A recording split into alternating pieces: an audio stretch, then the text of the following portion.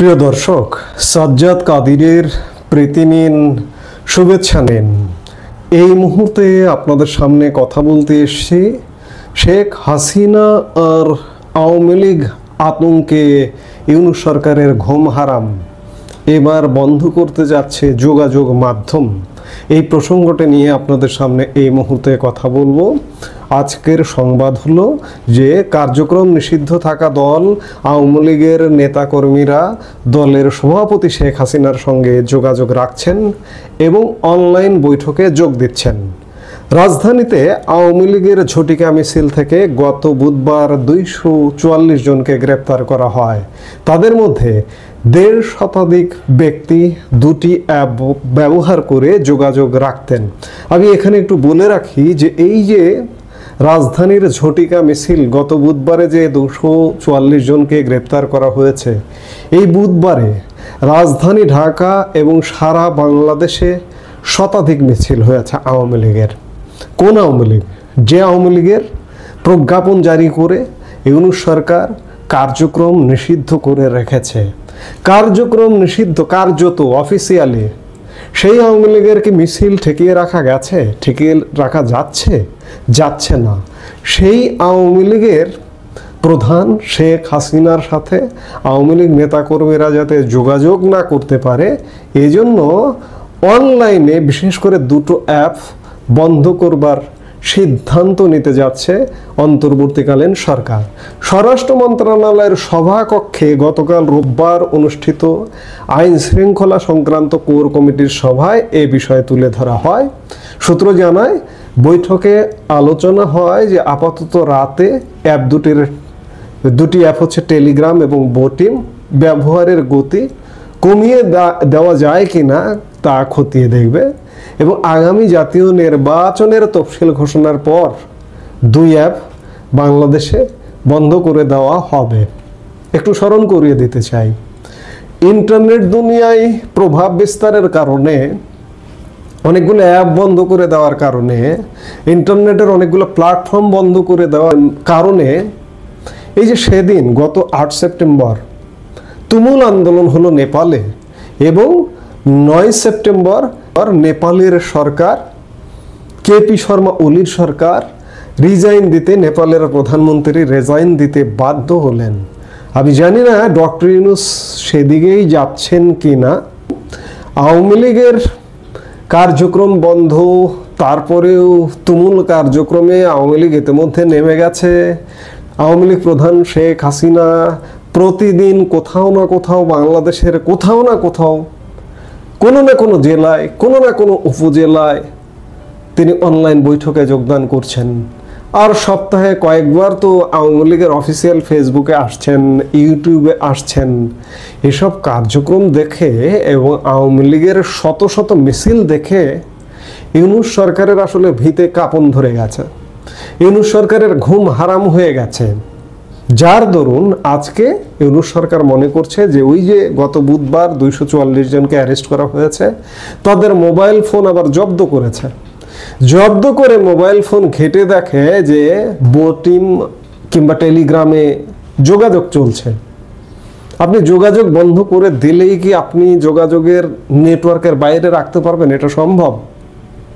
এগুলো নির্বোধের কাজ, নির্বুদ্ধিতার কাজ। আপনি ধরুন বাংলাদেশে যে কোনোভাবে এটা বন্ধ করে রাখলেন এই অ্যাপ দুটো। আপনি যেভাবে এই যে বহুল প্রচারিত অ্যাপ, এগুলো তো নয়। টেলিগ্রাম তো বহুল মাছ পিপল বাংলাদেশের ব্যবহার করে না, কিংবা বোটিং ব্যবহার করে না। আপনি শিখিয়েছেন। আপনি যখন মেসেঞ্জার কিংবা হোয়াটসঅ্যাপে আড়ি পাথা শুরু করেছেন, তখন মানুষ বিকল্প পথ বেছে নিয়েছে। বিকল্প পথ নিয়েছে এই টেলিগ্রাম, এই বোটিং। আপনি যখন এগুলো বন্ধ করে দেবেন, তখন মানুষ ভিপিএন ব্যবহার করবে।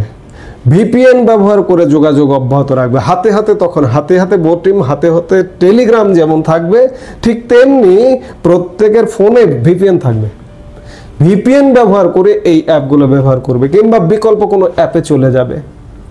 আসলে সরকার বাহাদুর যা করছেন সেগুলো সব আত্মঘাতীমূলক।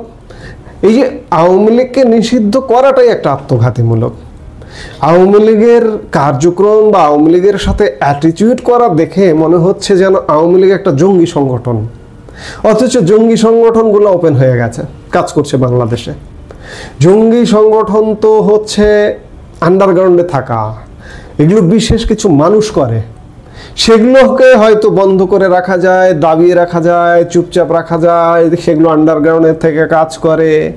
কিন্তু আওয়ামী লীগের মতো একটা রাজনৈতিক দল, এগুলো তো গণমানুষের রাজনৈতিক দল, এগুলো মানুষের মধ্য থেকে উঠে আসা রাজনৈতিক দল, এগুলোর কার্যক্রম বন্ধ করে রেখে কি চাপায় রাখা যাবে? যায় না। এটা আপনারা এখনো পর্যন্ত একটা ভুলের স্বর্গরাজ্যে বসবাস করছেন। আওয়ামী লীগকে প্রোটেস্ট করুন আপনারা আপনাদের কাজ দিয়ে। আওয়ামী লীগ গত 16 বছরে তো বহু ভালো কাজের মধ্যে বহু বিতর্কিত কর্মকাণ্ড আছে। আওয়ামী লীগের বহু নেতা বিতর্কিত নেতা আছে, আপনি তাদের ধরতে পেরেছেন? বিদেশে পালিয়ে গেল কিভাবে? ধরতে পারলেন না কেন? তাদের ধরে যদি দুর্নীতির দায়ে শাস্তি দিতেন তাহলে ভাবতাম যে আপনারা কাজের কাজ করেছেন। কিন্তু তা না করে গণহারে আওয়ামী লীগ নিষিদ্ধ। আরে ভাই, কোন আওয়ামী লীগকে আপনারা নিষিদ্ধ করছেন? যে আওয়ামী লীগ বাংলাদেশের স্বাধীনতা দিয়েছে, মুক্তিযুদ্ধের নেতৃত্ব দিয়েছে, সেই আওয়ামী লীগকে নিষিদ্ধ করে জঙ্গি সংগঠনকে নিয়ে লাফাঝাপা করবেন? মরণের ফাঁদ গজাচ্ছে আপনাদের, গর্ত খুঁড়ছেন আপনারা, এই গর্তে আপনারাই পড়ে যাবেন। কাজেই আপনারা ভয় পাচ্ছেন আওয়ামী লীগকে, ভয় পাচ্ছেন একজন শেখ হাসিনাকে। শেখ হাসিনার স্ট্রং উপস্থিতি দেখলেন এই যে গতকালকে 28শে সেপ্টেম্বর তার 79তম জন্মদিন গেল। বাংলাদেশের সোশ্যাল মিডিয়ায় এর প্রভাবটা আরেকবার দেখলাম। শেখ হাসিনা বাংলাদেশের মানুষের জন্য যে কাজ করে গেছেন সেটি আরেকবার গতকালকে প্রমাণিত হয়েছে। ক্ষমতায় থেকেও এতটা হয়েছে কিনা আমি জানি না। গতকালকে একটা বিস্ফোরণ দেখলাম তার জন্মদিন পালনকে কেন্দ্র করে। কাজে এইভাবে নিয়ন্ত্রণ আরোপ করে, নিষিদ্ধ করে বন্ধ করে রাখা যায় না, দাবায় রাখা যায় না। নিষিদ্ধতার প্রতি আরও বেশি আকর্ষণ বাড়ে, মানুষের আকর্ষণ দিন দিন আরও বাড়ছে। আর আপনারা ভুল করছেন। এই ভুল আজকে হয়তো আপনি উষ্টা খায়ে পড়ছেন না, কালকে মাস্ট পড়বেন। এসব থেকে বেরিয়ে আসুন, এখনো সময় আছে, বেরিয়ে আসুন।